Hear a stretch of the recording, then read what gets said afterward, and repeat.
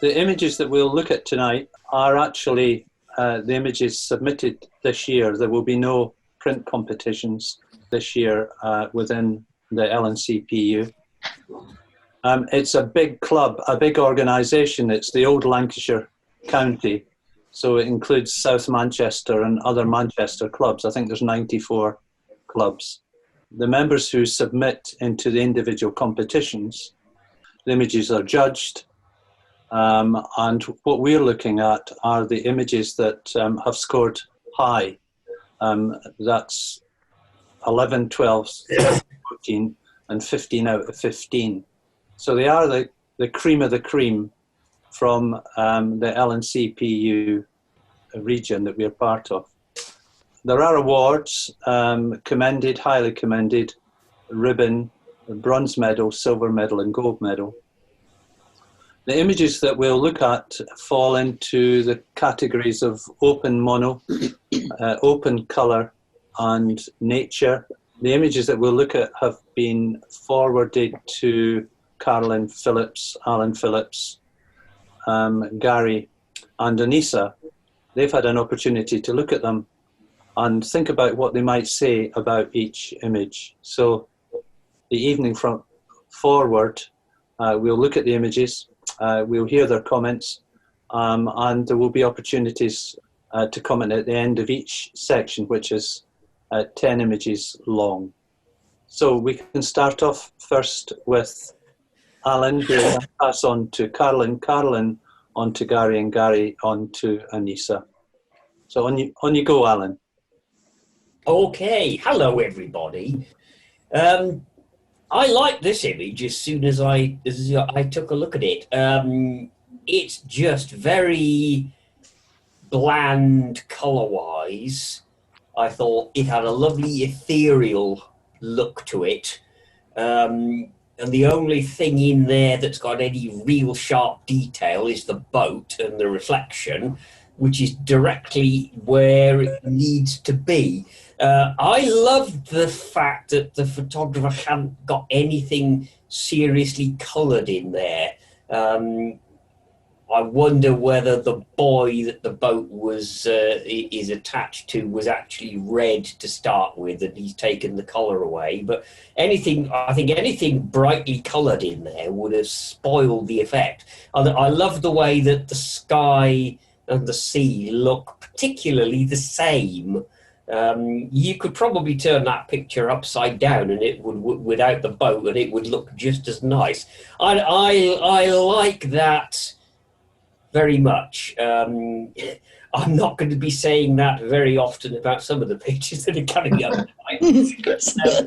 But that picture I would like to have on my wall. I like it as well. I really like the very, very small colour palette on it. The only thing is, I find it a bit boring overall as a picture. It's calming, it's tranquil, it's peaceful. The boat gives your eye a place to rest, but I wouldn't want it on my wall because I find it too calm and a little bit boring. But I love the colours in it. My turn? Yeah. Okay. Have you finished, Carol? Yeah. Caroline? Yeah. I would describe it probably, it's within the pastel colour palette. It's quite minimalist, as Alan says. Composition-wise, the boat is in the bottom third, and it breaks up that expanse of smooth water. And then that leads your eye onto the focal point, which is the mountains. In this case, I've got plenty of detail in the sky because there is a lot of area up in that top 2/3. So the detail in the clouds do break up the expanse in the cloud. Now, I've put a question here that Alan's mentioned. Would it look different if the buoy was orange or red? Right, maybe it's just something different, but it would probably ruin the image, as Alan said. That's it from me. Aneesa? I'm normally a big fan of colour, but I absolutely love this picture. Like everyone else has said, it's calming, very serene. I like the muted tones, and the fact that the water's just smooth, it just draws your eye to the boat. I also like the fact that the boat's not central. It almost draws your eye to the mountains. And I would actually have that on my wall. I think it's just something you could look at. There's plenty there to see, the mountains, the boat, the sky. It's just a nice calming image. Thank you. Thanks, Aneesa. Brad, can you just click on one? You'll see that same image, but there's a commended on the screen now. So this one attracted a commended award. When I looked at it, I just wished I could have been there, to be honest. That's a feeling that I got strongly, Reg. I thought, oh, I'd love to have been there to see that scene. But as I'm looking at it now on my screen, look down at the bottom right-hand corner. See, he's got a little darker triangle, and now I've seen it, I just cannot unsee that little triangle. I wish he'd just patch that out. Yeah. Yeah. Mm. If you squint your eyes, you can see it. It is tranquil, and it doesn't need anything going on. I think that's the whole point of it. There is nothing going on. Yeah, it's a bit of a constructed image though, isn't it? Because the boat is too sharp for the rest of the scene. That's the idea, I think. Yeah. Mm.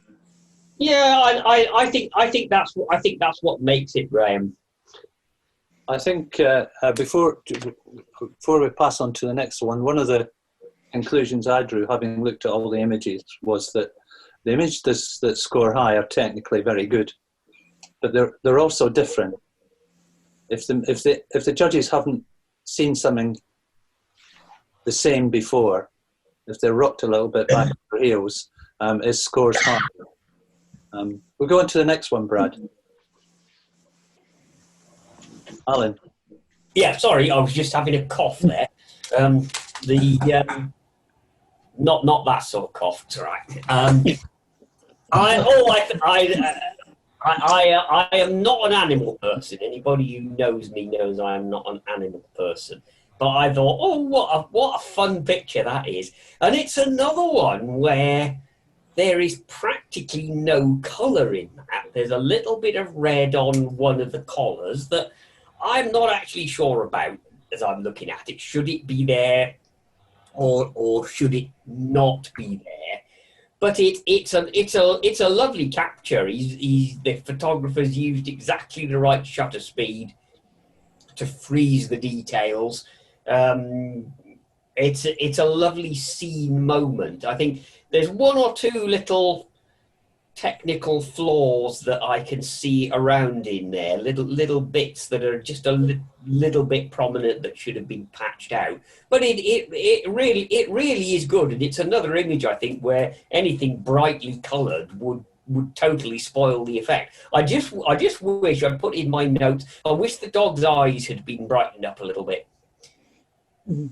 They're receding a little bit into the head. I'd like to see a little bit of eye contact. Carolyn? Yeah, I looked at it, and the same as you, I thought, oh, that's fun. And that was my first reaction. Oh, that's a fun image. I like it. You mentioned the red on the collar. I've mentioned that as well, but I think the red on the collar brings out the brown in the log. And I think that's really necessary because otherwise the colours would be too bland. But no, I just think it's a really fun image and I like it. And I noticed that you've got really sharp around the dogs and in the splashing water. but he's got it just right, because as you go even slightly behind the dogs, the water's blurry and faded. The only thing I'm not sure of is, I love the image, but unless they were my dogs, I would have want it on my wall. Okay, similar to Alan, really. Fast shutter speed used to capture the movement of the dogs and the water. I think they've frozen the water brilliantly there. I agree with Alan about the red part of the collar. My eye keeps getting drawn down to that area because it's within the white of the dog's fur. There's some nice texture in that log, actually. It does look like it's absolutely soaking wet. You can see the sheen on it, or you can on my screen anyway. I like the interaction with the two dogs, and I like how the right-hand dog is sort of glancing to its right, looking at its friend or its sibling. I think that's great. And the blurred background, because the dogs are white, I think the blurred background helps the white dogs stand out more. Aneesa? I have to agree with Carolyn on this one. I really like the red colours. I see a lot of sort of warm tones in the water, the wood, even in the dogs, but I think it's brought out from the red. Without that, I don't think it'd have the same effect, really. I like how the dog on the right is sort of making eye contact with the camera.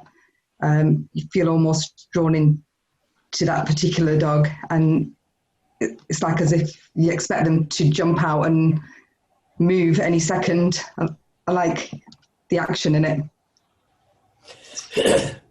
Thank you, guys. Can you move on, Brad? I think you've convinced me about the red collar, folks. I think it wouldn't look as good without that little bit of hint of a highlight there. You'll see that this one attracted a bronze medal, so that's that's in the top 3. Yeah, and I think what Gary said is important to the status it has. Where there's interaction between the main, if it's people or if it's animals, if there's that interaction, that does appeal to judges, and I'm sure that, and just a well-caught, technically difficult to achieve shot achieved that bronze medal. Next image, Brad. Yes. I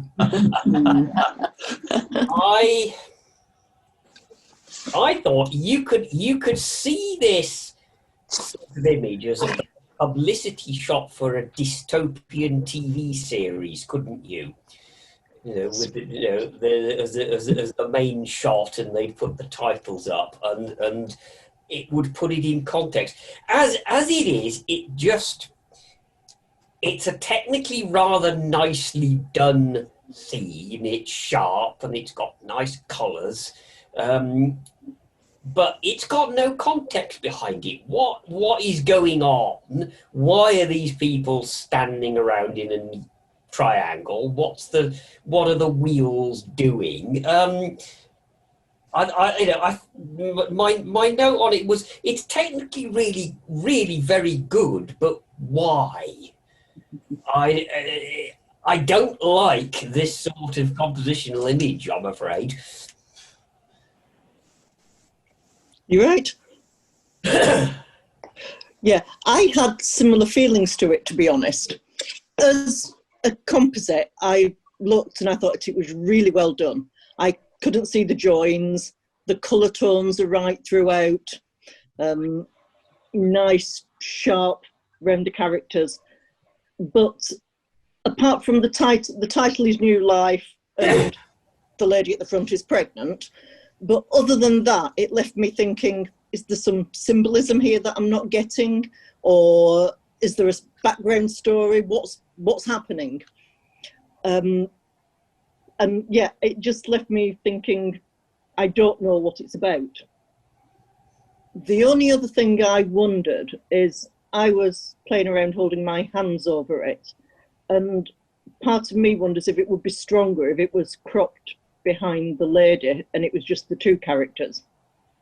But I don't know. And since these are all top images, then I'm probably wrong. But I think I still, you know, part of me thinks it would be stronger if it was cropped. Well, I'm holding my hand up and you can't see that, behind her.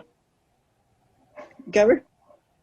Yeah, I struggle with this type of image really because I haven't got the creative mind to put something together like this, and sometimes I don't see what the photographer's got in mind or what they're trying to achieve, but it looks like some kind of fantasy world or Armageddon or something like that. So I'm thinking, is it about a newborn being born into this strange world of fantasy or Armageddon?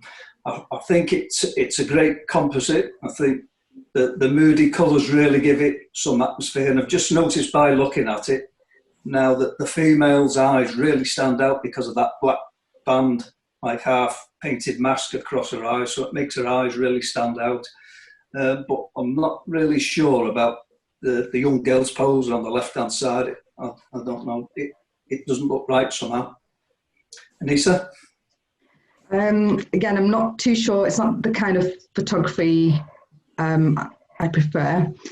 It's interesting. There's a lot of detail. You could look at that for quite some time and take in the background, the foreground, all the details, the textures.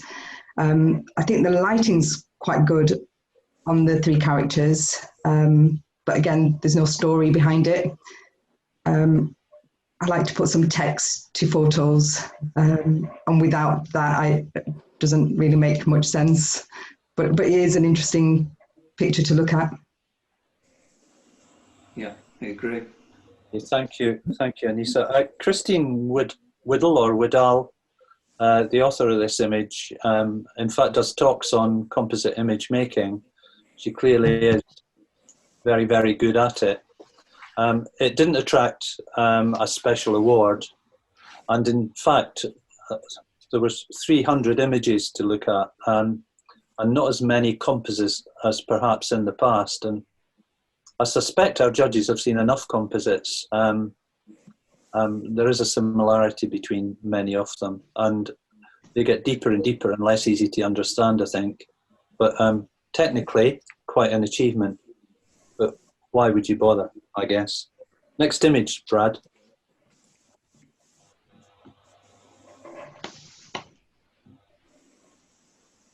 Alan? Sorry, my microphone was off. I was just going to say, it struck me on that previous one. I think she just had a kit of parts and thought, how can I shove these things that I've got into a...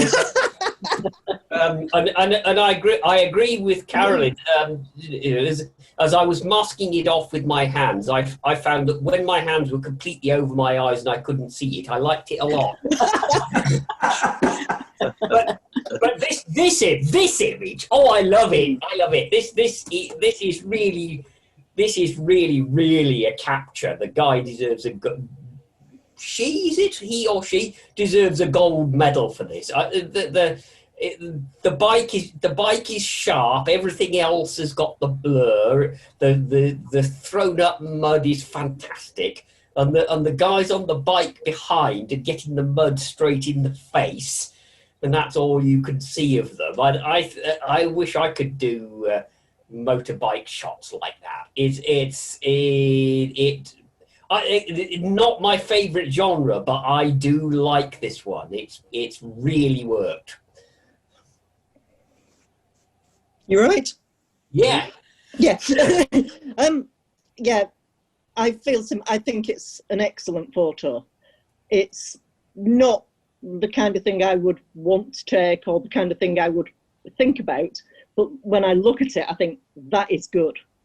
The sharpness, the dust, the very limited colour palette on it. And the thing that occurred to me is when I first looked at it, I thought, that's a lot of ground at the bottom. And my feeling was, it's good because it gives the bike somewhere to move into. But looking at it now, I've got it in full size on my laptop behind me, and on my iPad I've got everybody's picture running across the bottom, So it cuts the bottom of the picture off. And the full picture with that whole ground at the bottom is by far better. It's, you know, he or she made the right choice in leaving it as it is. Gary? Yeah, I really like this. I think this is one of the best for me, one of the best of the 40. The shutter speed that's been chosen has captured the action and the dust brilliantly. I like the two riders that are at the back where the heads are just popping through the dust. And I think it was right probably to leave their wheeling, and that because it does emphasise that, you know, they're on a similar machine immediately behind them. The coloured helmets I like as well because they stand out well. They really pop against that deep dark dust as well.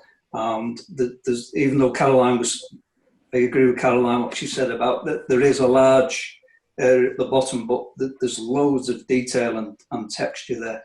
Yeah, I think that's a really, really good image, that. Aneesa? I love this one. As soon as I saw it, I thought it was like a scene out of Mad Max. I can almost hear the noise, but I'm not sure if I would leave the two characters at the back in. I felt like it was almost a distraction from what was going on at the front. The wheel, I'm not too sure about, and the helmets. But I don't know, after listening to you, Gary, it kind of gives it a bit of context, so maybe I might agree with you, leave them in. Emphasises the dust, I think, more with them two helmets behind. What do you think it scored then, guys? Well, sometimes the images I like don't do very well. I think it did well. I think it probably didn't do very well. No. Okay. Do you want to press it on, Brad? Highly commended. Highly commended. Yeah. I think the colour, the orangey brown colour in the dust in the foreground, for me, makes it a fantastic image, yes. Yeah. Next image, Brad. Just the lovely red helmets. Oh, sorry. Pick that out. That's the colour highlight. It's excellent, that one. Brad? And again. That's it. It's one for Ruth, really, this, wasn't it? Yes. You ever tried falconing at one of your doos, Ruth? I was pondering whether the guy had done this as a real shot and the falcon was flying down. And then if we get right to the end of these sequences, we see this guy coming up again. And the way that's done makes me wonder whether this actually is a composite. And when I had a look, if you look I don't think you can see it on the screen, but I've got the PowerPoint that we're using. And around the guy's head has not been blended in very well to the background. So either that's a complete fake background or something large has been cropped out not particularly well. Whatever it is, I think it's a really good action shot. The falcon is looking at the lure. The guy is looking straight at the falcon. It's moving. Whether a little bit of motion blur in a few places would have made that stand out better. Just to give it a sense of movement. But I think we can tell it's moving from what the subject's doing. I like it very much. The background is very muted. If we get to the next one later on, you'll see what I think the background probably was originally here. But yeah, I like this as a reenactment shot. Carolyn? Yeah, I looked at it and thought it would be a perfect advertising shot for whatever they're doing. I liked it. It didn't have a wow factor for me, and the one of the same guy later on did. The one later on, I thought, wow, I really like that. This one, I looked and thought, yeah, the nice depth of field, getting the guy's eyes on the falcon and the falcon's eyes on the lure, all spot on. I didn't pick up a bit anything around his head, but I didn't zoom in as much on this one as I did on some of the others. I thought it really did pick up the tension of the moment as well. Gary? Yeah, it's nice blurred background. It does separate the subjects quite nicely. There's good interaction between the falconer and the falcon, which I'll come back to. And we've got the focus of the falconer and his concentration as well. But the grass, I like the grass because it indicates how low the falcon's actually flying. So it gives you the perception of how low the flight is. The feet at the bottom of the frame are a bit tight, but I think it's just about right, really. They haven't cut the feet off. It's a shame that the near wing is slightly blurred, but there's nothing that they could do about that because of the angle of the falcon. But now that Alan's mentioned it, I think there's a bit of a halo behind the bloke's right back of his leg where the lure is. There's a bit of a halo as if it's been missed with the brush. Yeah. And also to the right of his right leg, his boot, you can see a bit of a halo there as well. Looking at his eyes now, it doesn't look like, it looks like he's looking over the top of the falcon to me. But I've got a big screen on, so I don't know if people can see that. So, Aneesa? Yeah, I thought the same, Gary. His eyes don't seem to be looking at the falcon. No. And I don't think the falcon's quite looking at, I don't know what the technical term is, but didn't seem to be looking at the thing. He seems to be looking above it as well. So now that Alan's mentioned it, it looks like a composite to me. I'm not sure, but it's well done. I like the angle of the wing matching his arm, and they seem to have like matching outfits on, the spots and the ruffles, and I quite like that. But yeah, it's a nice depth of field if it is a real picture. The background to me doesn't look quite right. I think he's used the smudging and the blurring tools on something that was really there. It looks blocky and not what you'd expect from an out of focus natural scene. But it's still an attractive scene. I imagine that got a gold medal. It didn't attract any kind of special award.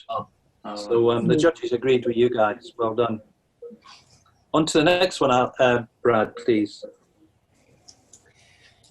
Oh, I think this one came up as about my favourite.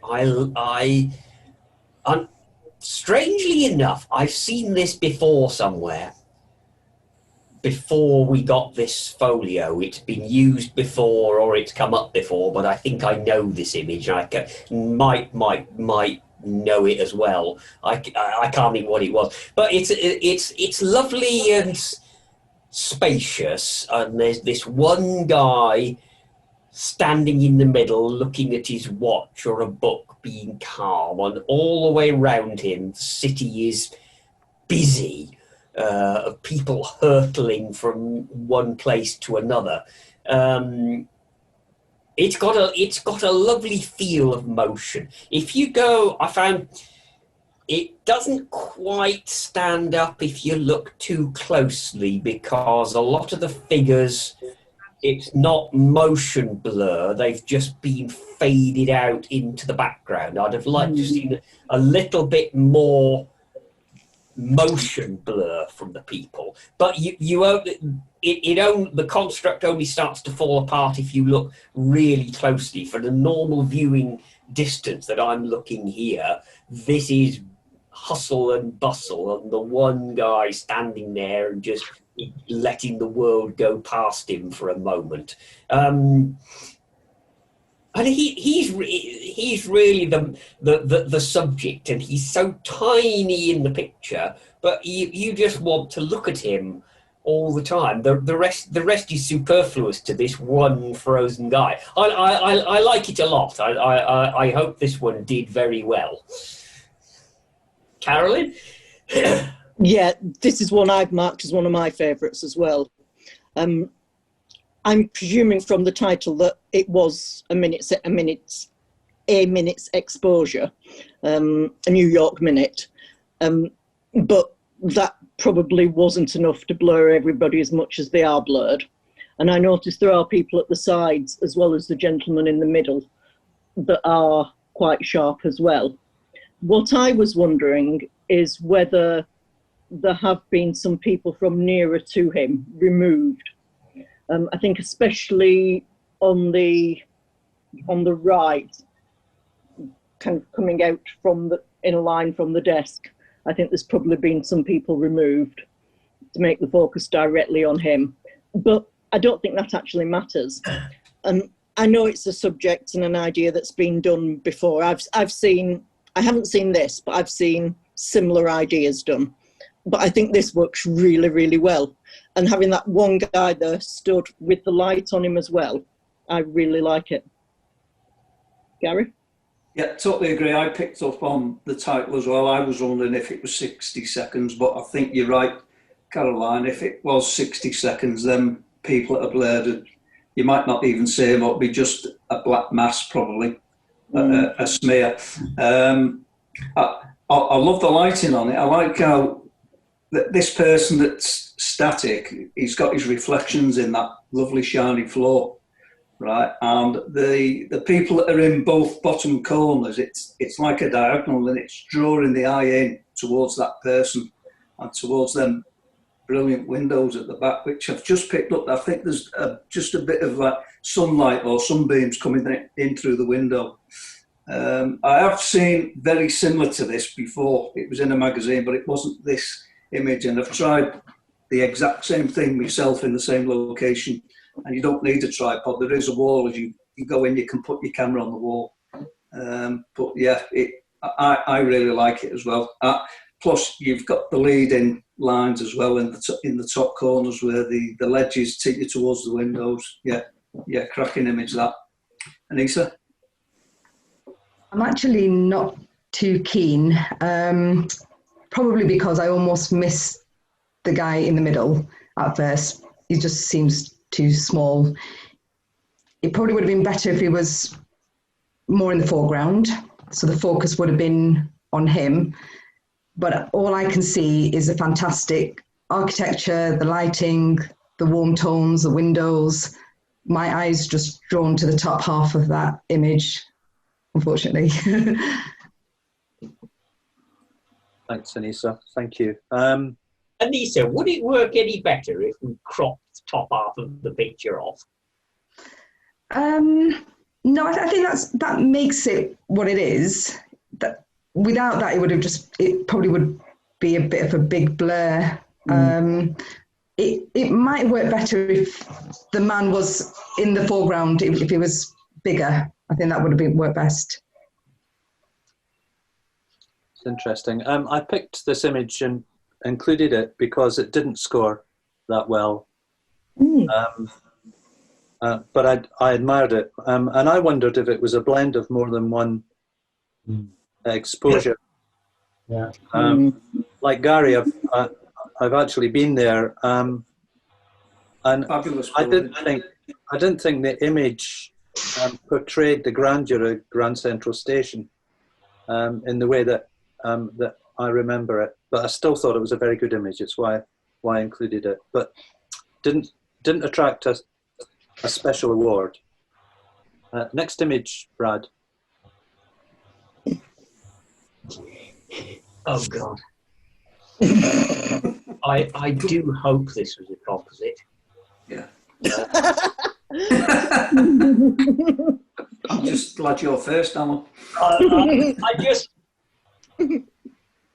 I can't think of much else to say that other than that it is horrible. why anybody would want to do this just for the sake of a pun in the title. I don't know. I think people who do this sort of image need to be put down. It's no, I know it's no, please, no. No, you might guess that I don't like it. Sorry, Carolyn. I don't think Alan likes this one, but I don't think most people like this one. I've taken slightly against it, yeah. I must admit, it really made me giggle when I saw it. And I've got a soft spot for it because of that. But other than the dreadful pun and the fact it made me laugh, no. The only thing I found to say about it, trying to think of something more sensible, was that maybe it's nice that they've tried to get the light lines going behind as well as in front of the seagulls, but even that wasn't. Yeah, Gary? Yeah, it's. I find it amusing. It's not my cup of tea, really, but I think the title's quite amusing. I think it's been cleverly done. I think with the seagulls' heads pointing out, looking out towards the sides, it does give the image a bit of balance, and the addition of the lights in the background just fill that space up. But is it photography or is it art? I've put on my notes. No, that's on a few of them actually. Not one for the natural history circle. That's a definite. Unnatural history. Yeah. Okay, Aneesa. Yeah, again, I'm not too sure. It is cleverly done. I noticed how each of the seagulls are different. So it's not like they've got one seagull and shot it from different angles and put it all together. The lighting's good. Don't know. Besides, I really don't know what else to say. It's not my cup of tea. No, there's not a lot to say. But somebody will like it. I included it. Gold medal, I should think. I included it because the humour. I was also impressed by the way each gull had. They sought to create in each gull an individual personality, an individual look. And the expressions, I thought it worked very well. Imagine looking at 300 images. There was 4 judges from around the country looking at a pile of images, one after the other, and scoring. Something comes up that is totally different. And perhaps relieves the tedium of looking at all these images. They're seduced into scoring it much higher than you would like. Brad? Yeah. Highly commended. No. Next image, Brad. Yeah, moving on. Yeah, well, I'm not sure we've actually improved. No. Well, it's technically interesting because if you look closely, it's the same dummy, but the photographer has made a few slight changes to the blood smears on the face to make it look different. I really can't see the point of it. I don't know what it is. Why is the person trying to send me a very subtle message that I'm too stupid to understand? I see no point to it. I don't like it, and I don't think I could say any more than yes, no. Sorry, Carolyn. Yeah, I think the best thing I said about it was, well, it makes me look. But I found it quite disturbing in a way because it's a statue and I couldn't work out where the blood was coming from. And if there's blood, you want to know where it's coming from. And no, I found it disturbing and didn't like it. Yeah, Kirsty's just saying disturbing is good. And it can be good, but I don't think it is in this case. I think it's just, yeah, no, not for me at all. Gary? Yeah, I struggled with this one as well. I think it's hard when it's not your cup of tea in it, I suppose. But yeah, quite creative, I suppose. I thought it'd have been better if the human would have been enlarged in it, if they'd have enlarged themselves in Photoshop somehow, so we were at a similar scale to the dummy. Or shrunk the statue. Shrunk the statue. Yeah. Just to give it more balance, because she looks out of place. I know sometimes you can have images where it's like a bit of a juxtaposition or something like that, but it doesn't work that way. I think she should have been a similar size to the dummies for it to work. Aneesa? Yeah, she looks almost like she's stuck on, like the dummies aren't actually next to her. It seems a bit out of place. It does feel a bit disturbing, like they're all closing in onto her and she's sort of standing up against them. Just something I didn't quite like about that. I like how the dummies on the end have faded out, so your focus is on the two in the middle. That's it really. It's not something I quite like, to be honest. Thanks, folks. I could see this image printed large scale in some posh arty photographic gallery, and it's selling. But I share your thoughts. It's challenging, but not challenging enough to win any particular award. There is no context. There's no story. I can't work out why this image exists. It's a triumph of compositional work to no point, I think. I thought it was fairly harmless. Oh. Can you keep him on mute, please, Brad? Yes. Yeah. Next image, Brad. This one, I have havered about this one. It's a really good seascape stroke landscape, and I'd have loved to have been there photographing the waves coming in. And there's lovely light on those cliffs, and the clouds are absolutely perfect. And then we've got the horses composited into it, and I think this here it's a work of composition where there actually is a context and a point of white horses. That there is a reason for having white horses in there. I think personally I slightly like to see it without the horses, but it's been rather neatly done, so they do blend quite nicely in with the foaming water. But on balance, I'd rather like to see it as a straight seascape shot. Carolyn.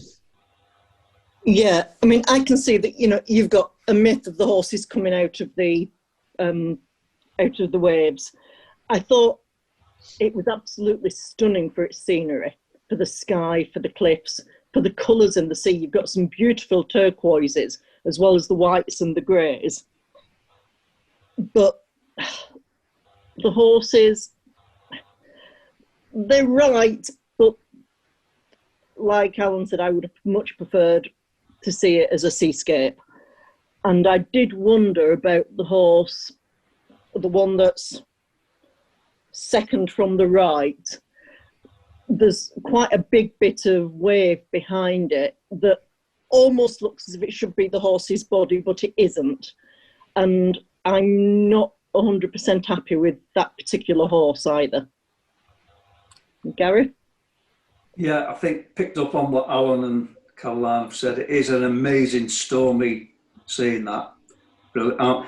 They've captured the spray of the waves. It's similar to motorbike racing that we saw with the dirt. That, I think that's brilliant. But I think, yeah, I'm not sure about the horses. I agree with Alan. It'd be great as a stormy scene, but it probably needs something in the foreground then. But yeah, I think it has been well done, but I don't think it's right with the horses myself.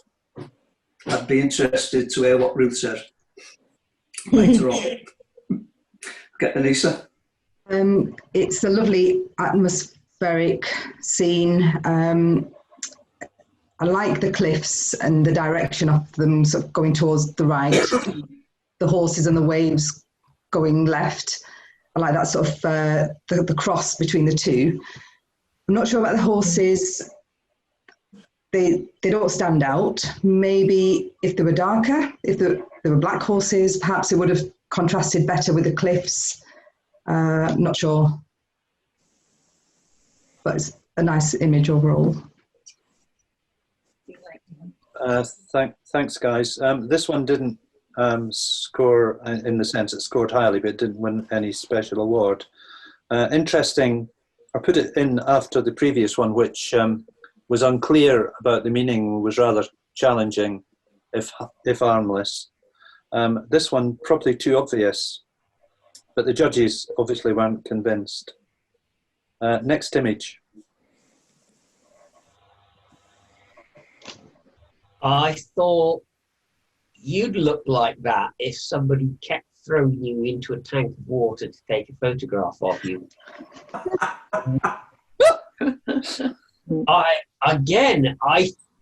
I think this is a composite because the dog's head does not look wet. And I'm not quite sure that it fits the body. I think the RSPCA might be interested in investigating what happened that day. Do I like it? Well, I suppose I do in a way. I like it more than some of the artificial contrivances that we've got. So in a club competition, I might have given that an 18, I suppose. But it's mostly that amazing sad expression that the dog's got. Please get me out of this. And somebody bought a dog dunking tank especially to do this. If it's a big dog, it's either a big dog in a big tank or it's a very, very small dog. Yeah, so it's not bad as composition shots go. Carolyn. Yeah, I didn't pick up on the fact that the dog hasn't got a wet head. I was obviously tired when I was looking at them. I like the dog. I like the bubbles in the water and the colour of the water. But the picture as a whole, no. I looked at it and said, no, because it really does. The expression on the dog's face, it does not look happy. And whether it's been dumped in a tank, whether it's been lost at sea, whether it's a composite, the dog does not look happy. And even if it's just a story behind it, if it's a composite and there's a story, it's got to be that the dog's been left somewhere. And no, I really don't like it. Sorry. Yeah, I struggle with this one as well. I think the best thing about it's probably the colour and the way they've done the air bubbles in the sea. I think that's really good.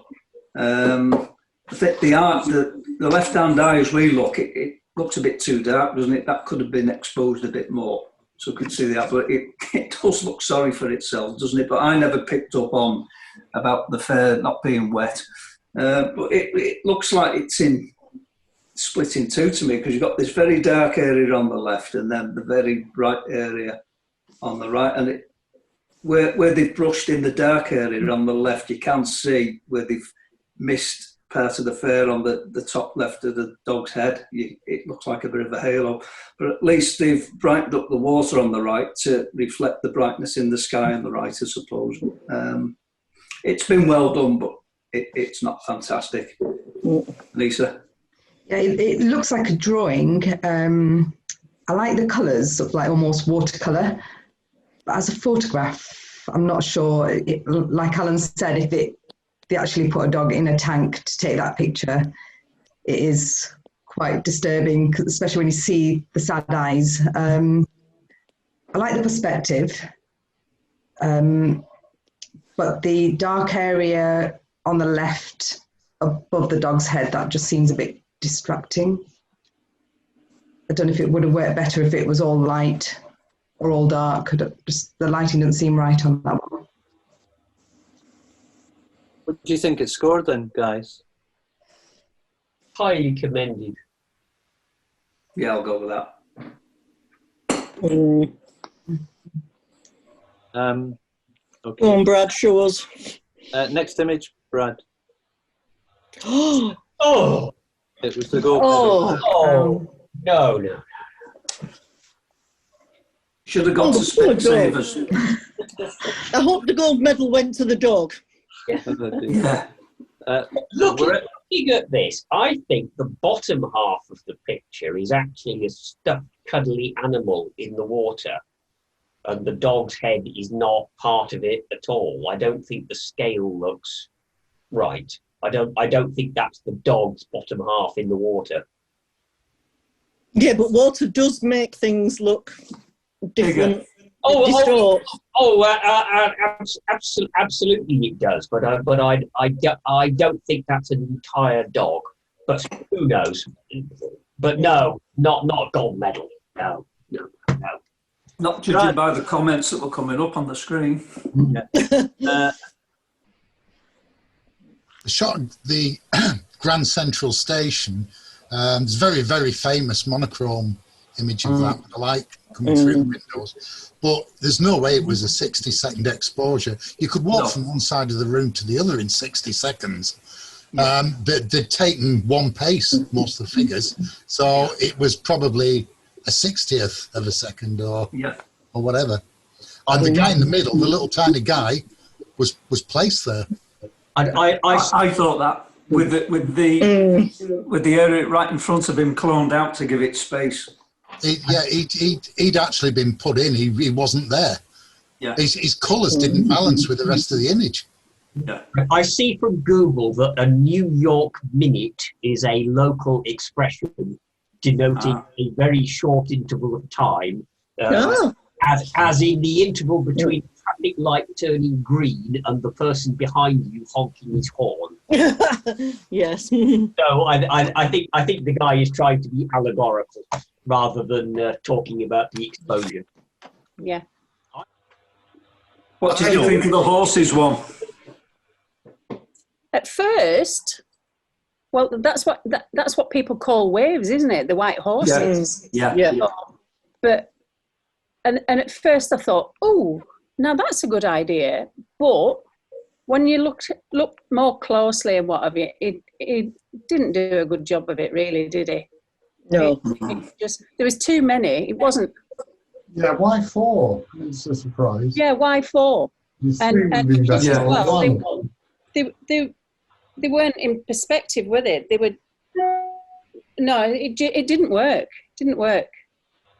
These composites are done for initial impact because they're normally only looking at these images in a couple of seconds. Yeah. And it's 2 or 3 judges, and it's just the initial impact. If it goes wow, it generally gets a higher score. Yeah. And after saying that dog one, that Newfoundland dog, I thought that was quite cool. That. Oh, it was awful. Oh no, no! I like a doggo picture, but that was just horrible. But even if it wasn't a real dog in the water, that's the image. That's what they're trying to make you think about. That's the story. That's the image. So it got the initial 5 seconds, though, didn't it? Yeah, but I think I've seen that dog in a magazine somewhere. Possibly. I would hope not. Yeah. Yeah. I thought the bit under the water, if you look very closely, it looked like somebody's hands with gloves on. Well, they've got web feet, them, haven't they? They're a big dog. Right. You want to get knocked down by one of them. Okay. What are the rules for doing composites for things like that? How much? Oh, you'd have to have a look at the PAGB rules. You know, I wonder how much has to be your photos and how much you can use for depends on the work. categories, doesn't it? I think as long as all the source material is photographs that you've taken, I think it's acceptable. I mean, same as the one with the New Life one. That was more of a political statement, because there was the scorched earth with the tree that was burnt. There was the young girl who's the new generation trying to save the earth. There was the petrol pumps that were in the background, which was intimating, the oil out of the ground and stuff like that. And the old guy sat on the old wagon wheels that we should be going back to that way of doing. I just thought it wasn't particularly well done. I know you thought it was, but the colour toning was all wrong. Yeah. The background was very grey and dull, and the figures was just so vibrant, it just didn't gel. Yeah, it depends on your monitor. You've got a lot more experience on things like that than I have, Kirsty. So, yeah. They've tried to make it look really moody, haven't they? But overdid it. Yeah. Yeah. I think a lot of them, they overthink the things, don't they? Make them too busy. I think we've gone through a period of probably about 5 or 6 years where those sorts of images are cleaning up in all the competitions, but I think people are starting to get a bit weary of them now. Yeah. And people are trying to do more and more outrageous things, and many of them are just contrived nonsense, really. Some do have a story, but a lot don't. And the thing is, as well, it's such a shame, but it's moving into digital art, isn't it? It's not. Yeah. It's not photography. Remember that Mark, is it Milligan from Manchester that came up? I agree with him. It should be a different genre, shouldn't it? I agree too. Yeah, it should. Yeah. It is passing. I mean, there were fewer in the whole submission than in previous years, and they weren't scoring as high as they did in the past. No. Although when I was looking through for the first time and the spike elf came up, I instantly looked to see who the author was, because I was sure it had to be Kirsty that put that one in. How very dare you! That's it. He's brave. You just put that in to annoy me, didn't you, Reg? Right. So we're now looking at the monochrome submissions, and we can go on to the first one.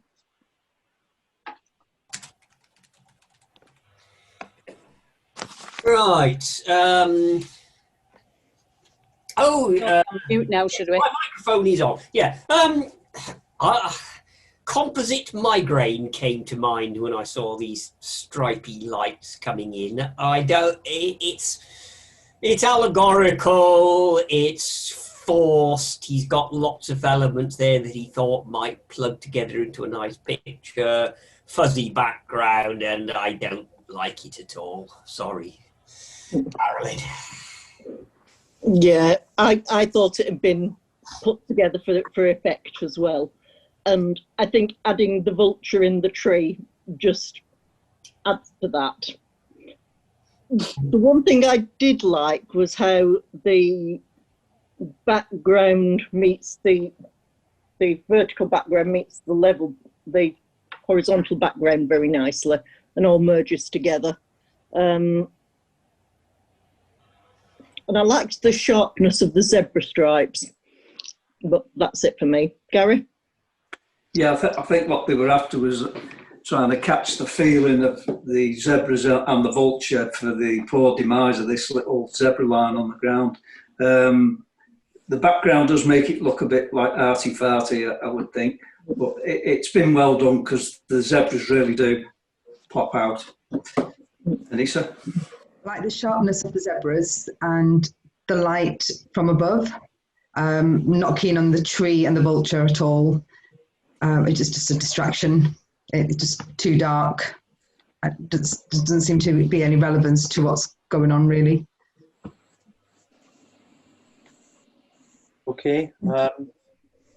there's a few more that are really all about storytelling, or people setting out to try and tell a story, and it seems like a pretty common theme. After everything that's been said, interesting that we're all going to be challenged to come up with images inspired by superstition and fairy tales and things like that. Very interesting. This one didn't do super well, so we can go on to the next image. It doesn't quite meet the standard of a funny once image. I don't know, why do all these composite people use the same fuzzy background for their pictures? I have no idea why the guy thought a line of underpants attached to a Highland coo would make a good picture, and what is the horrible flying thing just up at the top left. Really good technical work, and I can see no point whatsoever to it.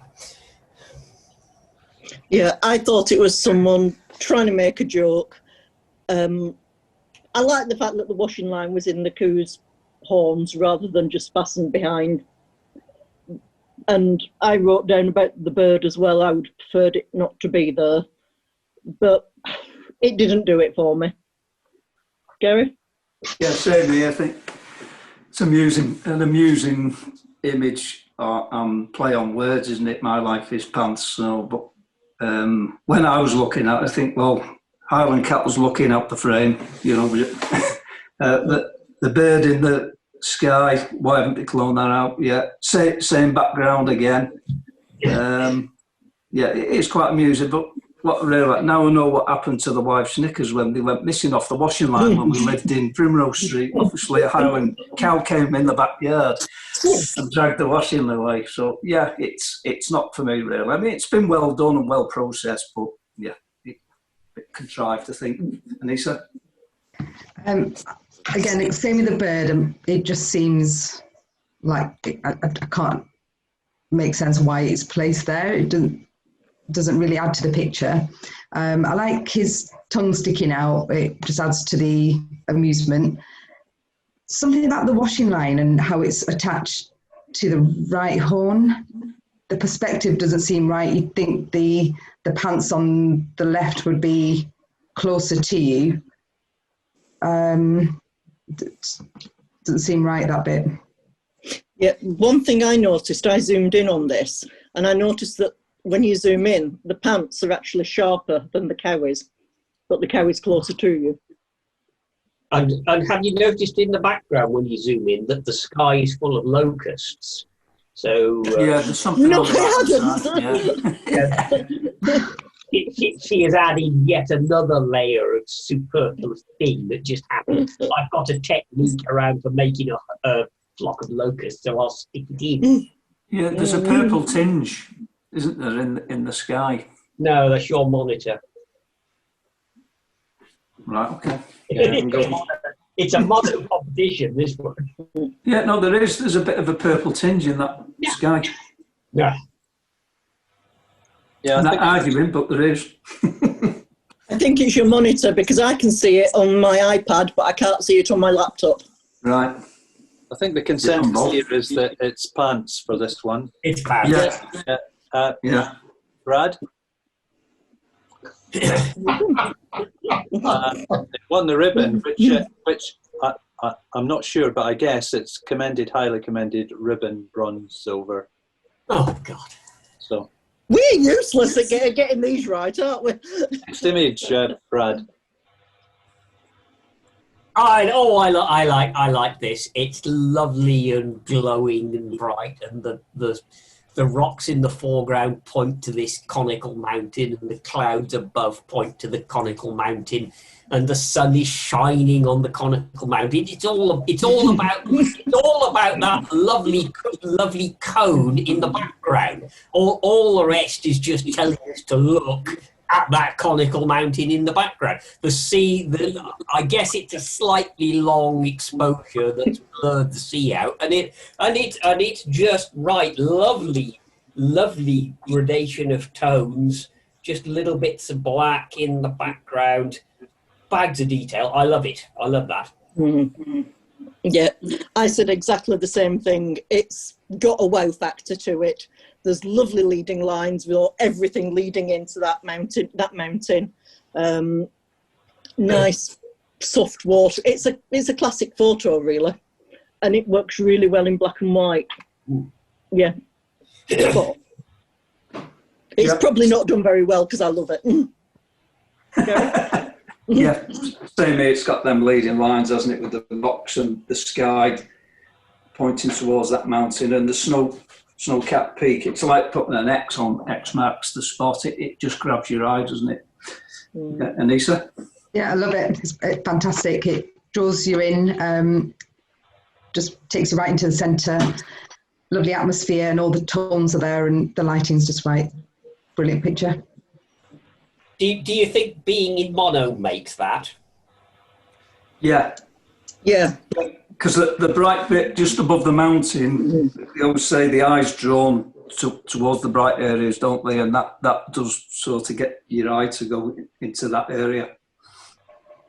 And I bet if it was in colour, there'd be too many different colours in it. Yeah. That simplifies it. Excellent shot, and I bet it didn't score anything. Alan, they will have complained about that middle horizon. Yeah. Alan, I don't know if you noted, but the image that you liked right at the start, the colour image of Harris. Yeah. It's the same author, same photographer. Oh, is it? Yeah. Yeah.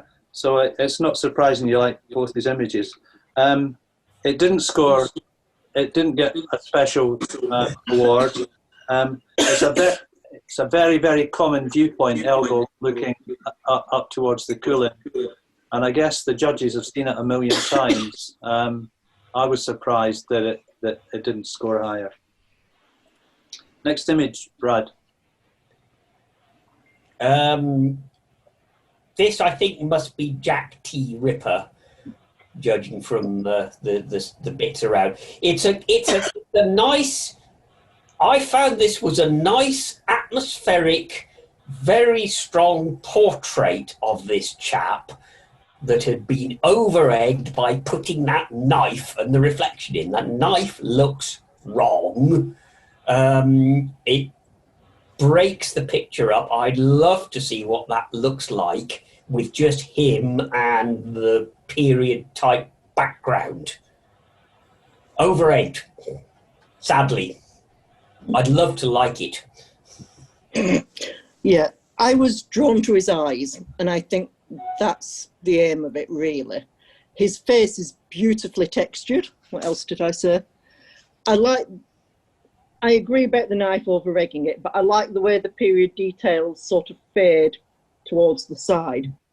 And I wondered, his face seems to be direct centre, and I wondered about cropping to the right.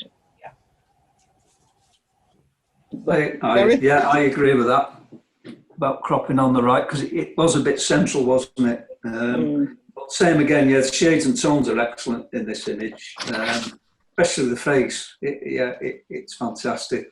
The girl's reflection in the blade obviously tells part of the story, but I agree with Alan. I think they've overdone the edge of the knife to make the knife stand out, but it sort of it grabs your eye a bit. Breaks the bit up in front of his face, but I think all the dark areas and the lighting is superb on it. I think. Aneesa? Yeah, same. Excellent portrait. Love the lighting. Very sharp. I like the lighting on his shoulder as well, on the right, but I'm not keen on anything on the left of the picture at all. It's just distracting. It would have been nicely balanced if they'd sort of just kept it plain black, and it would have just stood out. But again, it's a story. But besides that, I think the portrait itself is fantastic. It seems to be a common thing to the people who do the composite images. They go just a little bit too far. They don't know when to stop. Do you think? Yeah, they always say while you're editing, if it's a long edit, is to come away from the image, don't they, and then go back again. Because I think you stop noticing things, bad practices and stuff like that. I think you need to sometimes come away and then go back onto it. I've done that, and I think, crikey, look at the colour on that. It's all wrong. Yet while I was editing it, because I've been doing it for a while, it looked okay. Yeah, I wonder if the person who did it had got an idea in mind that included the reflection in the knife and everything else, and they were determined to do that idea. Yeah. Focused on that too much, do you think? Mm. But I love the texture in his face. Yeah, it's brilliant. The knife doesn't actually look like a knife. Mm. Right, guys. If you're all correct in your criticisms of the weaknesses of this image, and they weren't there, it would have got a golden medal, because Brad. Silver. Yeah. Silver medal. It is a stunningly good portrait. Yeah. Without the gubbins round it, absolutely. Yeah. Next one, Alan. Brad, sorry. There's no flower. Somewhere along the line, I think it may be in constructing the PowerPoint, the background on this has gone very quantized and black and blocky. So we're probably not seeing this at the quality that it was put in. But I'd love to hear what Ruth thinks at the end of this.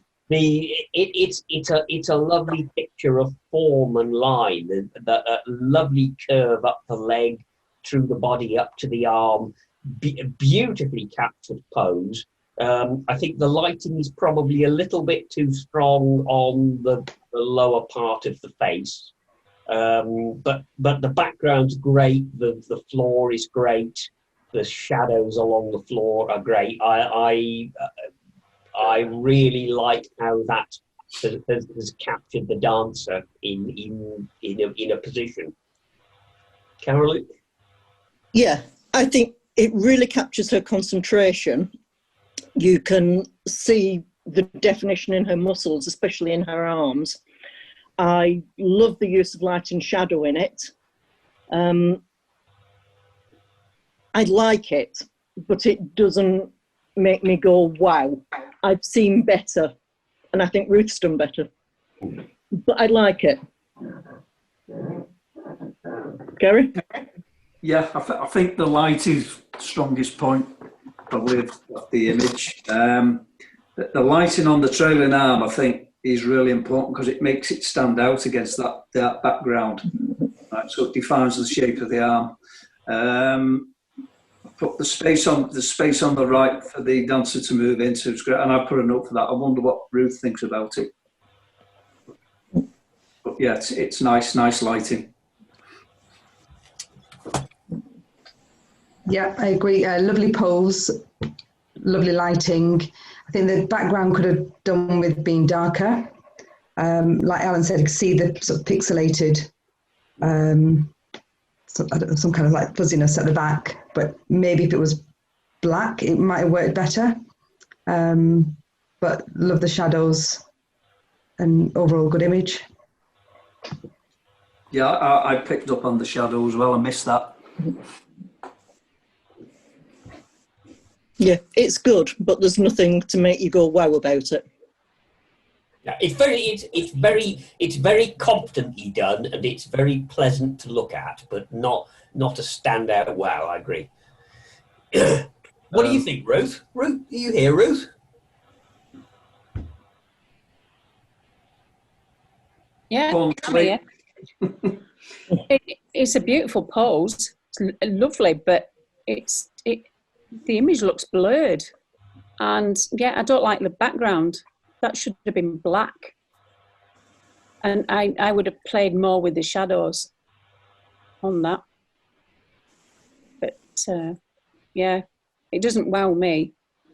Didn't want the judges either, guys. But I think it's an interesting example of use of two lights to ensure every part of the body is accented, and there are these dark lines that run up through the limbs because of the lighting from both directions. An interesting thing, a large proportion of the images we've seen tonight, especially composites and indeed the portraits, they're emanating from arranged studio sessions where the photographers, the authors of these images, are being guided and assisted and tutored. And there's a lot of that right throughout the submissions. Yeah, yeah. I think you can tell. Yeah. Next image, Brad. I think it's pretending to be an action shot. I don't think it's got no sense of movement to it. It could almost be a composite.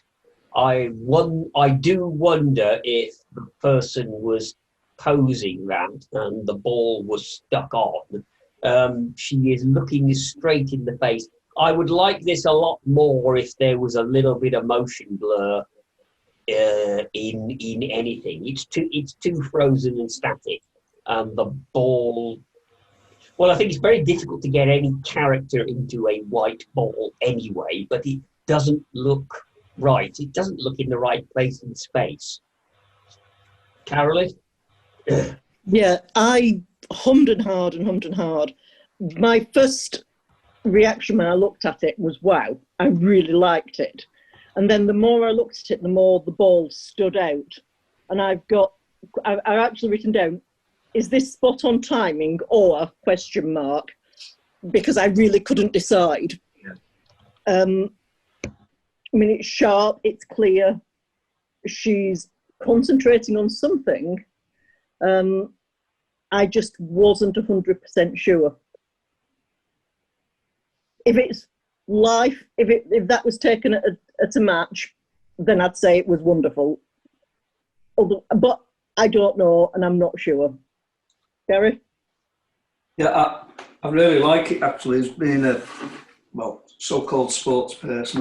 I think there's two key elements in this image, and one is the ball. I like how the ball's just frozen, different to what Alan says.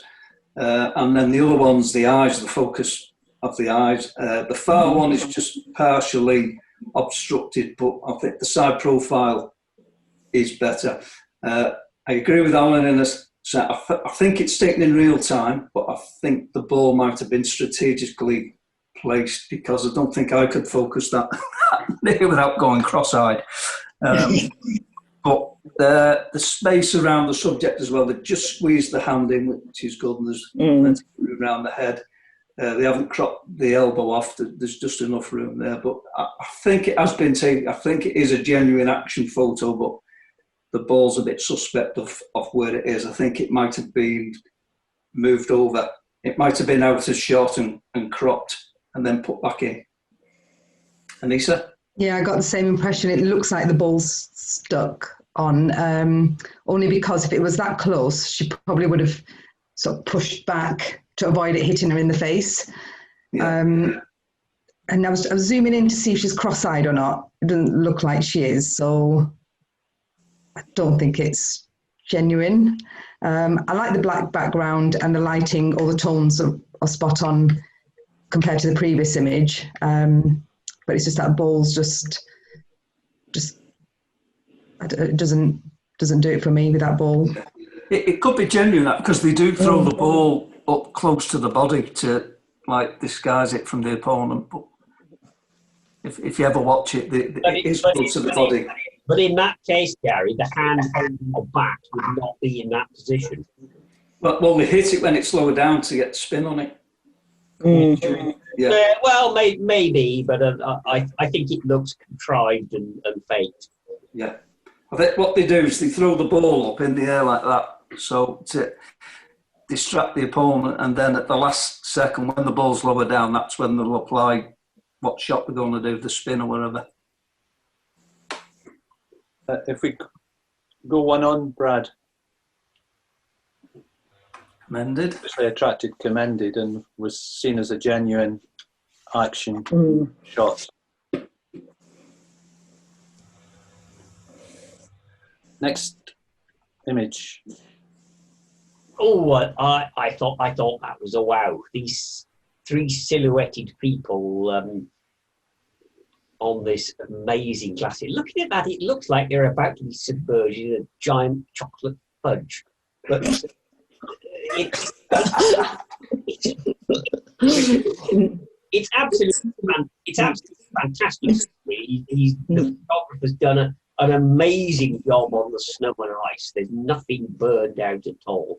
And if you look very hard at that background, it's one of those backgrounds that flips inside out as you look at it.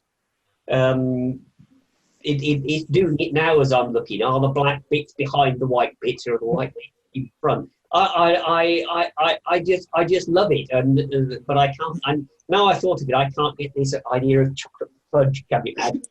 I love that picture. It's absolutely marvelous.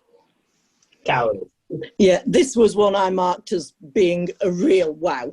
I love it. I think the people give it a complete perspective.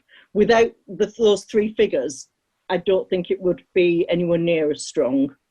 And I think it probably has to be in black and white, because I'm guessing they were wearing different colours and it wouldn't look right.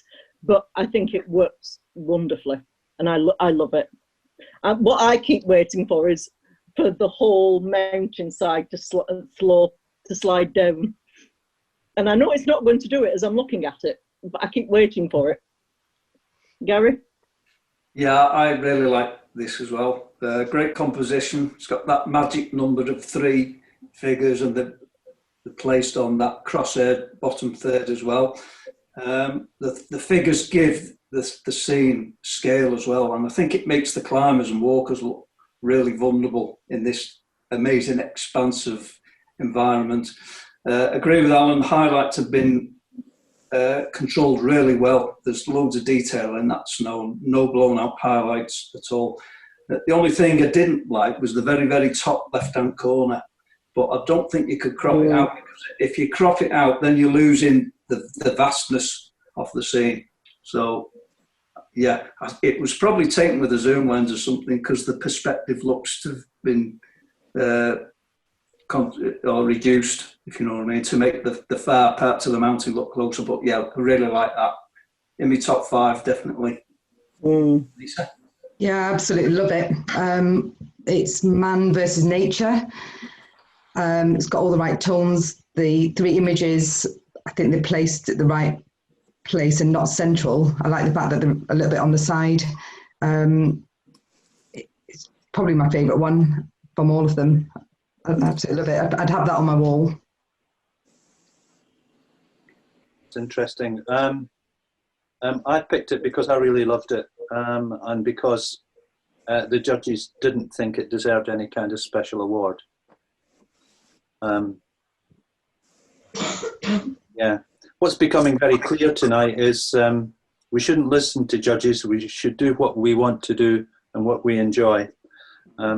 It sounds like they all keep listening to each other, and photography's gone in a single direction. Next image. Sorry, Graham hit the nail on the head during the break. He said the judges only have a short time to critique the image, so a lot of images now are great for sudden impact, aren't they? Quick impact. Yeah, but that snow image had immediate impact, didn't it? Absolutely, absolutely, yeah. Right, this is a composite that actually made me laugh. I can stand to look. How do you know it's a composite? It could well have been genuine. I think there is another picture later in the sequence of this same cat. There is. It is actually funny. I could almost see that as an Escher lithograph. The placement of the fish is great. I don't want to look at it too much, but it actually tells a story, and it's a good joke, and I'm not left wondering why have you done this. So to that extent, it's worked. it wouldn't go very highly on my pictures to go on the wall list. Yeah, I wouldn't put it on the wall, but I would rate it very highly. I really liked this, and it was one of the ones I marked as being one of my favourites. I thought it was very nicely done. It's sharp, it's clear, and it works on so many levels.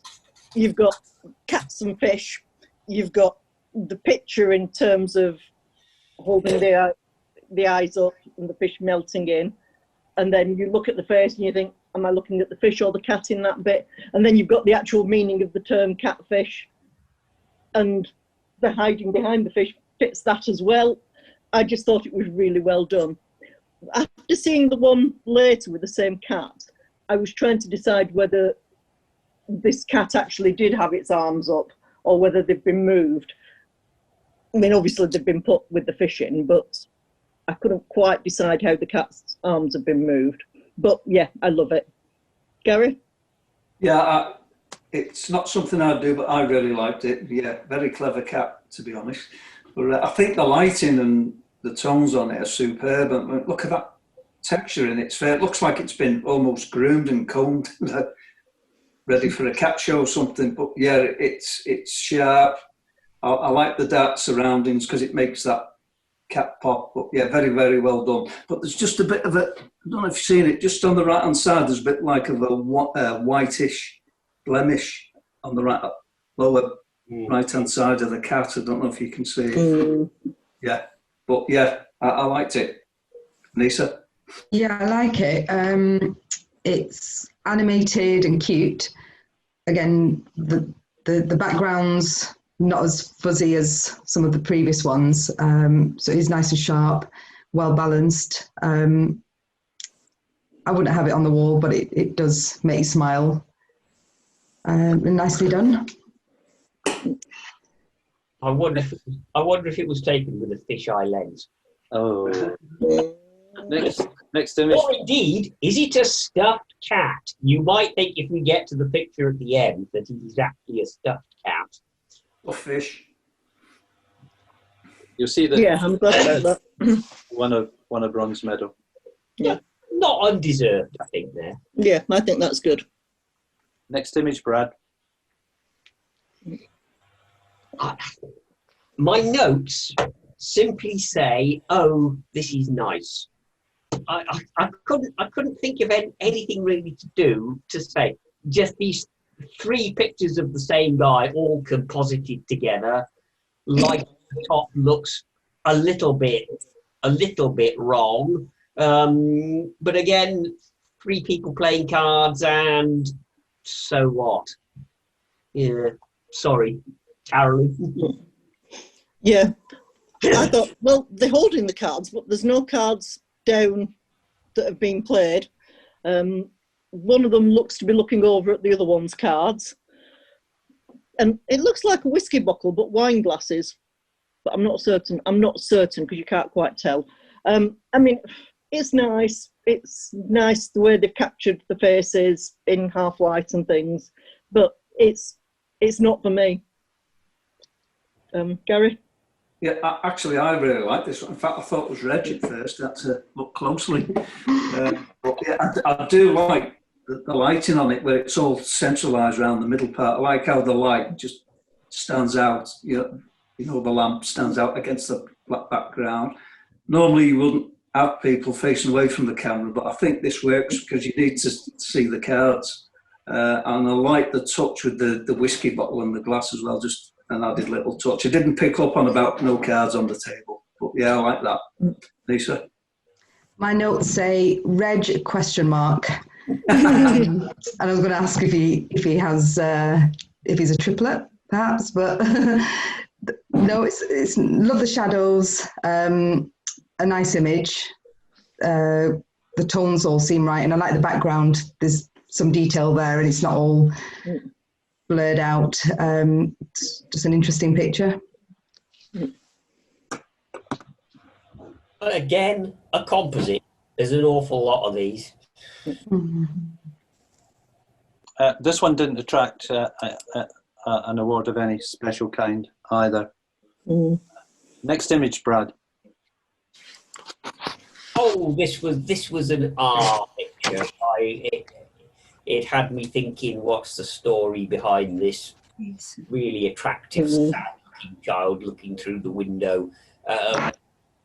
I guess it is yet another composite, and the window isn't there, and the child has been put on. But it's been well done. I think it's a very evocative picture.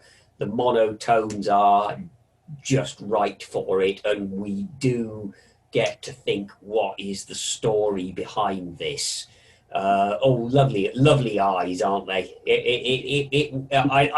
I think this almost certainly a composite, and it's very, very nicely done. Carolyn.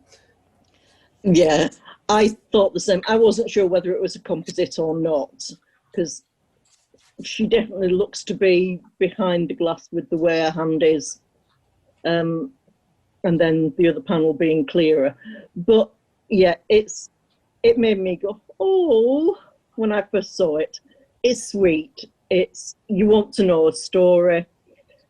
I think it works really well in black and white because it gives it that timeless feel, when it could have been taken yesterday, it could have been taken a long time ago. And I don't think it would work as well in colour, but I love it.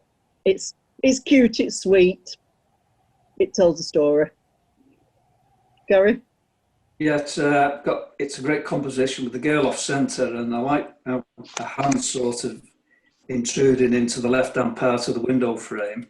But like Alan said, yeah, it's all about the eyes, some lovely catch light in the eyes. It really brings them alive. And it just makes you wonder what she's staring at, what she's so intrigued about. Aneesa? I love it. There's a lot of texture everywhere, but the girl's face is just clear and bright, and I love that clarity. I think it's a really good portrait. It's fantastic. Yeah. Next image, Brad. Yeah, I'm not surprised. Medal. That's a worthy winner. Yeah. Yeah, one we agree with. I think that deserves a win. Yeah. Lovely picture. I love the colours. I like the way the flower stem appears to be falling over to the right, somehow mirrors the way the insect is holding its front legs. Absolutely splendid focus, beautifully handled background, lovely colour palette. I love that. Yeah, I said similar things. It's clear, it's sharp, beautiful colours. I especially like the composition of it. It didn't have a wow factor. Everything seems right about it, but it didn't make me go wow. I don't know why, but yeah. Gary? But yeah, I've got good composition with the eyes of the mantis parallel to the camera, which gives good depth of field. Like how the antenna is, like they're occupying the top left-hand corner, so it fills that little bit of space in. The background is nicely blurred, like Alan said, so that really makes the subjects pop. It's as almost it's posing for the camera. That's what it looks like. Aneesa? I love the angle of the flower and the mantis, but I think it could do with a bit more saturation. It does seem a bit bland. Probably would have been better with a greener background, or if the flower popped a little bit more, I don't know. I think it needs colour. Next image, Brad. Yes, it attracted a ribbon award, which is above highly commended.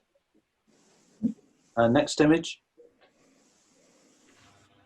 This butterfly, lovely. It keeps its antennae very close together, which is ideal for photography. So you've actually got both antennae sharp all the way up. It just sits and glows with its own little glow. The tiny little hairs around the wing make that feel as if a glow effect has been done. It stands out beautifully against the background. It's a lovely, bright, rich green contrasting with the beige and the browns in the back.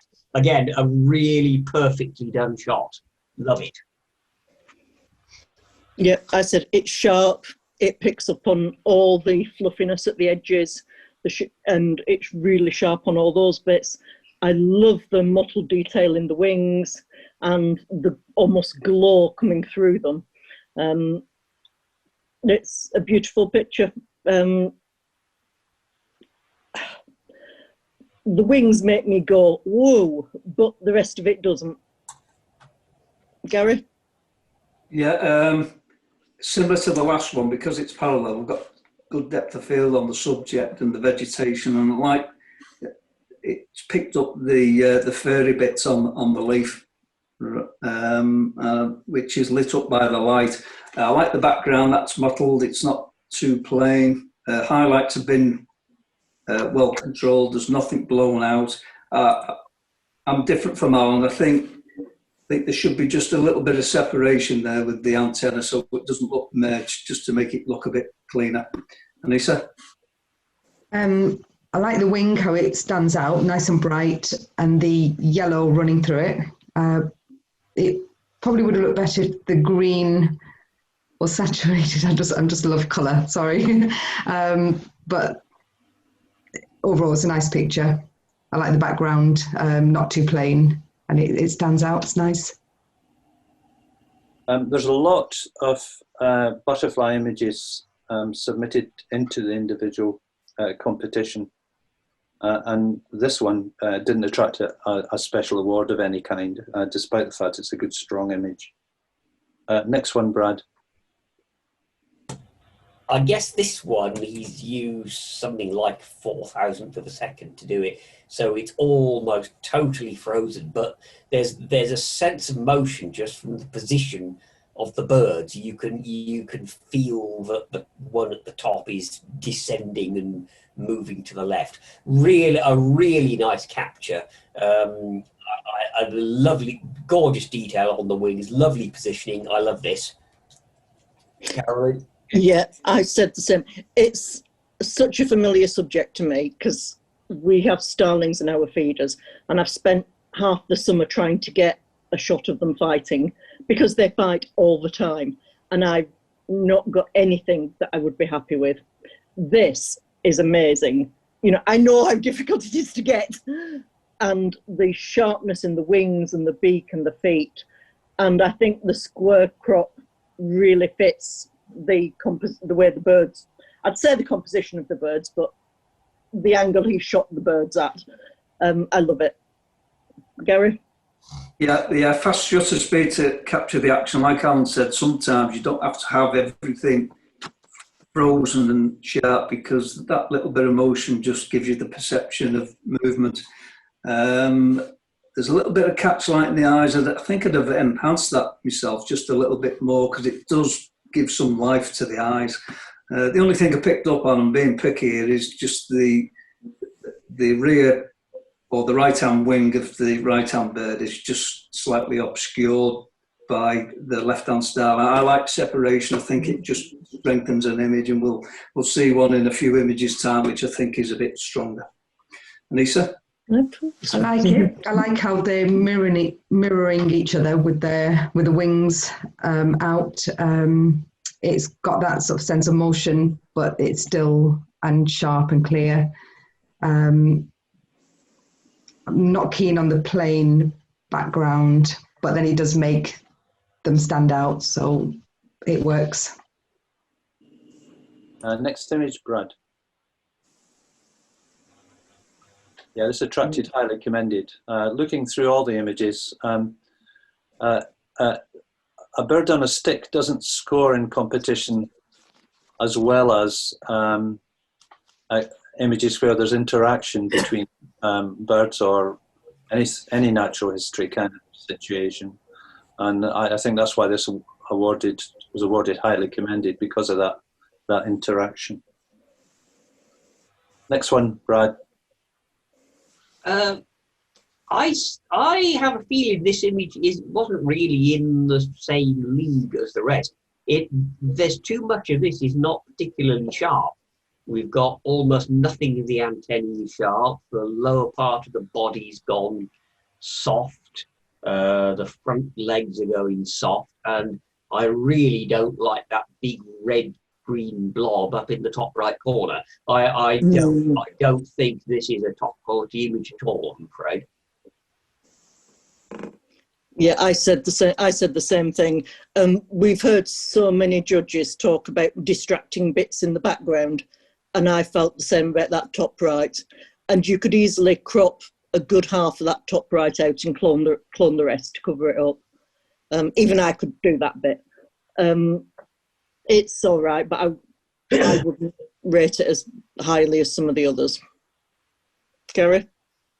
Yeah, totally agree with Alan and Caroline. Most of the wings are sharp and in focus, but I think you've got to get at least one of the antenna in focus as well. The body, the head part of the body looks sharp, but some of the legs aren't. I like the green bit where it sort of blends into the grey, but totally agree. Yeah, that top right-hand corner, I kept looking at that. I don't like that bit at all. It's a bit too central in the frame for me as well. Okay, Aneesa? Yeah, I agree. Without the red bit, the colour's nice. The grey and the green works really well with that sort of yellowy green at the bottom. It isn't as sharp as some of the others, but I like the colour, and I think that top right-hand corner needs to be cloned out. Next image, Brad. Yeah, the judges, on the previous one, the judges obviously agreed entirely with you guys and didn't score it very highly. I looked at this image for ages and I just couldn't see this chameleon. It was so well blended. It's absolutely beautiful. I've never seen a chameleon that sort of pale cyan lilac colour. It's beautifully done, and its little hand down there. I didn't know they had lovely little pink hands. It's lovely. I just wish I could have been looking straight into the camera instead of down at the bottom right-hand corner. Gorgeous picture. Love it. Yeah, I loved it as well, and I got really got the feeling that the chameleon knows that you're there and that you're taking the photographs, and he couldn't give a toss about anybody. He's just going to sit where he wants. Yeah. I love the curl in his tail, and I love his colours. It really stands out from the background, but because they're all different shades of greens, that works well. The only thing I would say is I wish the moss was slightly less saturated, but that's how it is, and I think trying to do anything about it you'd end up ruining it. So it's a lovely photo. Gary? Yeah, it's got all the elements of a good natural history shot, in my opinion. Subject, it's got good depth of field with it being parallel to the camera. I love the background. It's not too blurred. There's some various tones in there. The twig of the branch, it's got some nice moss on that, so it's giving it some good texture. I like the hand, like Alan said. It's got some space to look into. The only thing I could pick up on it really was it was just a bit tight at the bottom in the frame. I thought could just do with a little bit of space, but apart from that, I thought it was excellent. Aneesa? Yeah, same. I love all the textures, the contrast with the moss on the branch. I don't mind the saturation of that. I think it works well. Either that or the background needs to be coloured to bring the chameleon out, make him stand out. But I like his little claw, his little hand. I think that's really cute. It's a nice image. Next image, Brad. You'll see that this attracted a silver medal. Absolutely. Yeah, also looks like you guys are much more in tune with the judges when it comes to natural history. Yeah. Much more in tune with natural history assessments than the open comps. I think, again, we're not seeing the background of this image as it really was in the original. I think the copy into the PowerPoint has made that a little bit bandy and blocky, I guess. I've not seen the original. Next image. That's what Alan was just talking about, I think, this one. No. No, it wasn't. Oh no, it'll come up as the next one, Carolyn. I like this. It's another freeze shot. I guess must be something like a 4,000th of a second to get that. But here, I think it's just the fortuitous way the background has worked out that gives us a feeling of movement. It almost grass stems or tree stems, but it looks like there is motion blur from the background. The bird, it would be nice if the claws had been completely separate away from the tree stump, but we know the bird is descending very, very fast. Again, really excellently done shot. And I don't particularly like bird shots, but I love that one.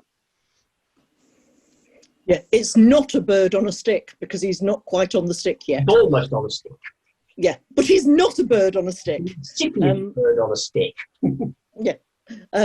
No, I love the shape of the wing that's outstretched, the colour of his feet, the look of his eyes looking down where he's going.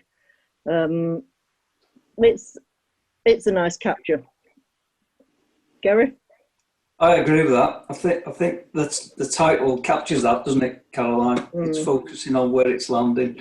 The background, I don't mind that because you need to get or envisage what its environment's like, what it's in. So it's blurred, it makes it stand out, but I don't mind it not being totally blurred. It's just a shame the near wing, we can't really see it because it merges into the body of the kestrel. I think I've seen a lot better images where they're taken from the front of the kestrel, where it's coming in, you can see both wings. Alan's right, that separation with the claws and the stump, it's critical. It makes all the difference. Aneesa? Love this one.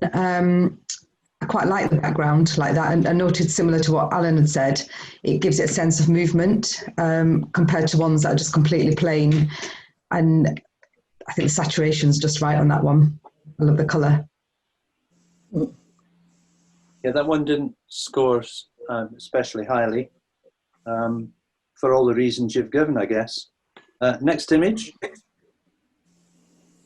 This one isn't the same photographer as the last Starling, but looking at the colour of the background, I would expect they were taken at the same place at the same time, somebody's garden set up perhaps. I don't think it's as effective as the previous one.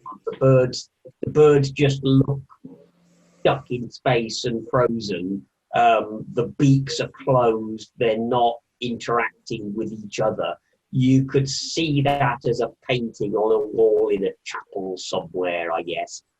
Angels descending in some medieval thing. It is technically excellent, but it's got no life to it.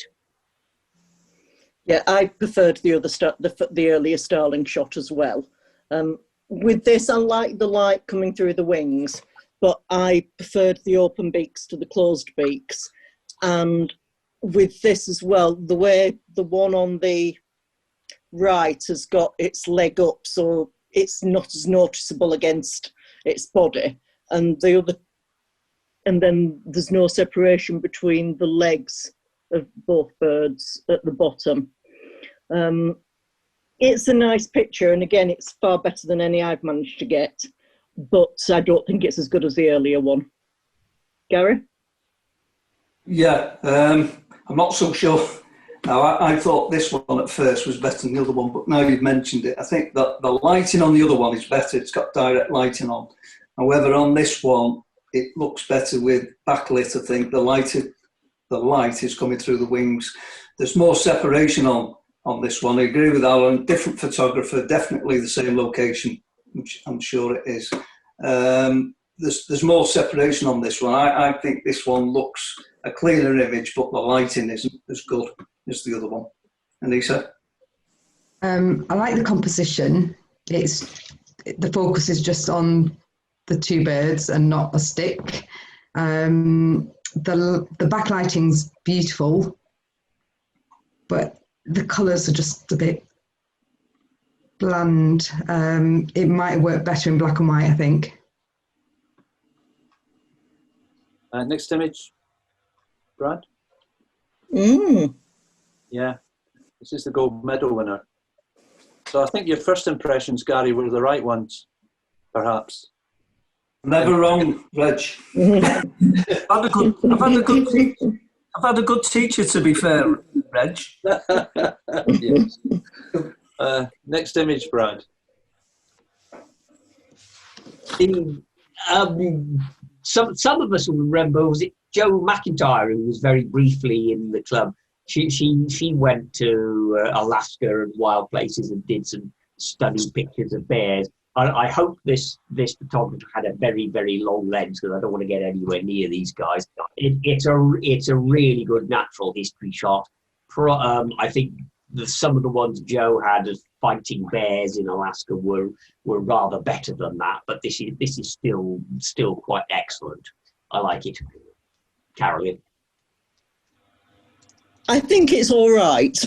I love the splashing, the where the birds are interacting with each other, but I keep getting distracted by that background at the very top. I'm finding that really distracting. And yeah, right place, right time, right shot. But I've seen similar done better. Gary? Yeah, I agree with that. I think it's been well captured, hasn't it? The action, that frozen water. Yeah, good action shot. It looks like, you know, the two jaws look like as if they've been separated out of a jigsaw, and it looks like they could fit in to each other. Even though I do like the separation, I think it's right that they've got it with the paw on the other one, because it shows contact and it's as if it's pushing it away. Yeah, I think it adds to it. That's just a shame that the left-hand one is looking slightly away from the camera. Yeah, Aneesa? I like the water droplets against the smooth fur. It's a nice sort of action shot, and like Carolyn said, the background, the top bit above the heads, it is distracting. Yeah. It would be better without that. Yeah, next image, Brad. Oh, you've gone backwards. That's it. Sorry. The bear shot was highly commended. I think if you'd gone to Alaska, you would have been happy to come back with a shot like that, I guess. Absolutely. Yeah. Okay, next image. Be happy to have come back alive from taking a shot like that. It's another glowing butterfly. I do like the lovely glow against the dark background. The antennae are beautifully sharp, the body sharp, the legs are sharp. The stem coming up from the bottom corner is nice and blurred and not distracting. But the more I look at the flowers, the more puzzled I get. If you look at the edges of the blue flowers, they are perfectly sharp, but the centers of the flowers are not. And I'm puzzled how we can get that effect. Quite what the photographer has done there, I don't know. I'd like to have seen the blue flowers completely sharp, so my eyes don't have that puzzle. But I do like the composition and the way the stem leads up into the glowing butterfly. Yeah, I loved this one. It's small, it's simple. I love the light on the butterfly's wings. The separation of the antennae, the sharpness there. I really like this. And I've struggled with getting just a stem of forget-me-nots in focus and sharp. So to do it with some of them with the butterfly as well, I like it. Gary?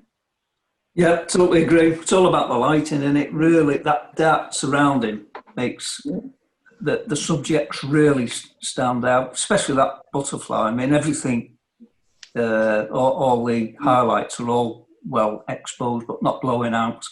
I like the antenna, both of them with the little white spots on the top, so they stand out. But yeah, like Alan, I can't understand why the flowers are slightly blurred, I think, because they look on the same plane of focus as the head of the butterfly, and that's really sharp. So, but yeah, very nice image that. Aneesa? Yeah, I love the colour on this one, and just the fact that it's a dark background just makes the butterfly stand out compared to the previous butterfly images. I really like this one. Yeah, I guess that the technical weaknesses stopped this one scoring, well, getting into the top awards. Next image, Brad. This is the last image, folks. I love the way that I think this has transcended the natural history realm, and for me it's turned into a rather nice work of art. I love the balance of the two butterflies looking at each other across the flowers. The background is lovely, the exposure on the flowers is nice, the colours are sympathetic. It's a really nice picture to look at, as well as being good natural history. I think the one thing I'd like is, if you look down the stem, there's a tiny little withered violet petal that really screams that it needs to be cloned out. You do that, and I think you've got a perfect work of art. That's another hang on the wall picture for me. Yeah, I liked this as well. I hadn't noticed the purple down the stem, but now it's been pointed out, I totally agree. I kept looking at it and thinking, how fortunate to have that flower in your garden and then the butterflies to land either side just like that. And I zoomed in a lot and to have a look, trying to work out whether it had been moved around or anything, and I didn't think it had. I think it was just right place, right time. I really like it. I love the wings. I love the depth of field on it. I think it's beautiful. Gary? Yeah, I agree with that. Yeah, there's enough space around the butterflies. It's got great depth of field, so they must have used a really narrow aperture. Background is blurred. I don't mind it being that plain because the butterflies are quite speckled, so there's a bit of contrast there. What else? But I don't mind that bit of flower on the stem that Alan was on about, because that left-hand butterfly is a bit higher and there's been a lot of space, so it just puts something in that space. Now, if that right-hand orange-tipped butterfly had been a bit higher up, so it almost mirrored the left-hand one, I think that would have been amazing. But still a great shot. Aneesa? Absolutely beautiful. Love the colours. I like how the stem sort of matches the yellow bits in the butterfly's wings. It's just beautiful, perfectly balanced, and the colours just right and nice and sharp. It's a really nice image. Last image, Brad. Highly commended. Which again, I think that should have had more. It was good. I think Carolyn, the rules of a natural history entry might know the things like composites are permitted. Is this? No, I didn't think they were, but strict natural history comp rules, Mike. Your microphone's off. Hello. I don't think the rules for natural history and nature, that composites are definitely not allowed. No. You can do very small amounts of tidying up. You can do little bits of cloning. You can adjust the colour balance, but you haven't to alter the truth of the image in any way. And if it's a strict natural history competition, you can't even use animals that have been in an aquaria or a zoo. They've got to be naturally wild in the normal environment. Yeah. that's true natural history, but you have some that's just classed as nature, and in those competitions they do let you put captive animals and cultivars rather than wild plants. But they keep changing the rules all the time. The PAGB have just changed theirs again and broken it into 2 categories. So. Yeah, the interesting thing about the comments tonight, and thank you all of you for spending time at home going through the images and kind of thinking about your preferences. Thank you very much for that. You've made another club night possible and interesting, I hope, for all those who joined us. The thing that stuck out for me was the extent to which we're suspicious if images are real and we think they've been created in the digital dark room, which I think is a bit of a shame, and it's I kind of sad about that kind of development. Yeah, I mean, I think it should be innocent until proven guilty, and we should look at images and judge them for what they are without thinking too much about how they were created. That's just a personal view. Mike, do you want to bring the evening to a close? Yeah. First of all, thank you for Aneesa, Alan, Carolyn and Gary for doing that. It's not easy to be put on the spot and have to do that, so thank you very much.